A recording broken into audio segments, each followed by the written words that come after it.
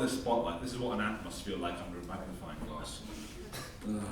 Yeah, I just got back from seeing my psychiatrist. I know, shocking.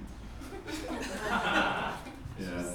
Today she was asking me if I think I'm becoming paranoid. And I said, actually, I am a bit, doctor. I mean, first of all, as a comedian, I worry that you're going to solve whatever's wrong with me and then I won't be funny anymore. But also, whenever I talk to you about comedy, you write lots of notes, and that makes me anxious that you're stealing my jokes. Yeah. At our previous session, she was asking me if anyone in my family is autistic, but she has a very heavy Irish accent, and I can't always make out what she says, so of course I answered, yeah, I come from a very artistic family. Matter of fact, my father is a famous painter, by numbers.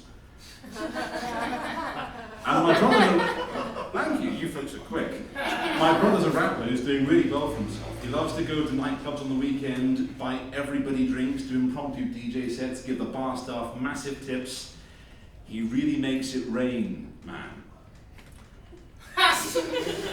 You are quick, thank you. And she thought I was mocking her accent and said, I think our time here is up. Can you pay on the way out? So I took out a handful of change, threw it on the floor and said, count it, how much is there? And I left. It's good you've all seen the movie because that joke can divide a room, sometimes into two perfectly equal halves. Yeah, autism, thank you. Yeah. I'm quite excited today. I got some recognition for my comedy after years, because a few weeks ago I did some very edgy material, and on Monday the police came to alert me that I'd been placed on some kind of watch list as a result. So tomorrow morning, I'm going down to MI6 headquarters in Vauxhall to collect my watch. Who says comedy doesn't pay? Yeah. I get into a lot of trouble with the police, actually. It's very strange. Just on Sunday morning, I was at home having my breakfast when they came in up at the door, and there was a police officer there who said, good morning, sir. I've had a report of domestic violence concerning you. I said, what? I'm not married and I'm single. I mean, who? We see, I can tell that, sir, but do you or do you not own, and I quote, a sleeveless A-line mesh undershirt? What are you talking about? And he showed me a photo, and I said, oh yeah, a wife beater vest. Yeah, I've got one of those. I said, I see, sir.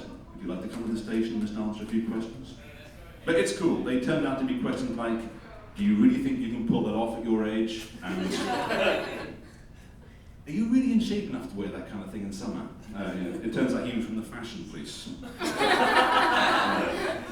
The London Cosmopolitans. But I'm also excited for another reason. I've discovered a whole new way to lie on dating apps. Yeah, people said it couldn't be done, but here I am. You're all good-looking people, so let me explain. The baseline level of lying is what I call the CV lie. You know, you put things in your profile which probably no one will read, but they make you seem more relatable if they do. Like, you know, I love dogs, or cooking, or vegan cookery, or children, or hiking.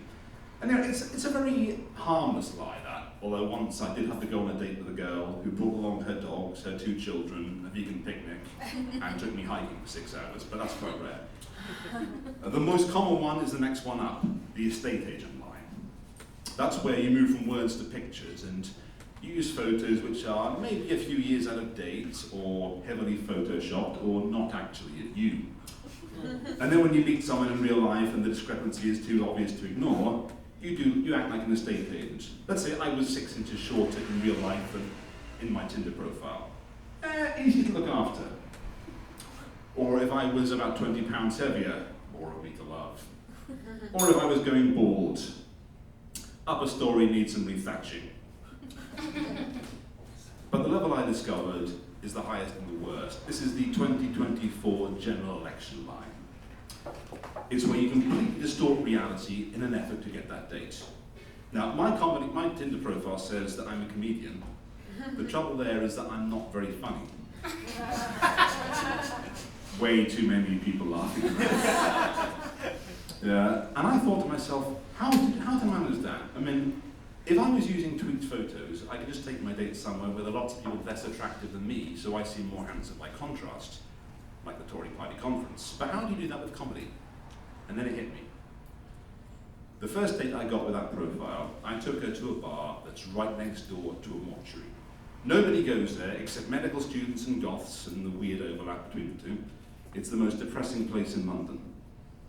And against that backdrop, I seemed hilarious. Yeah.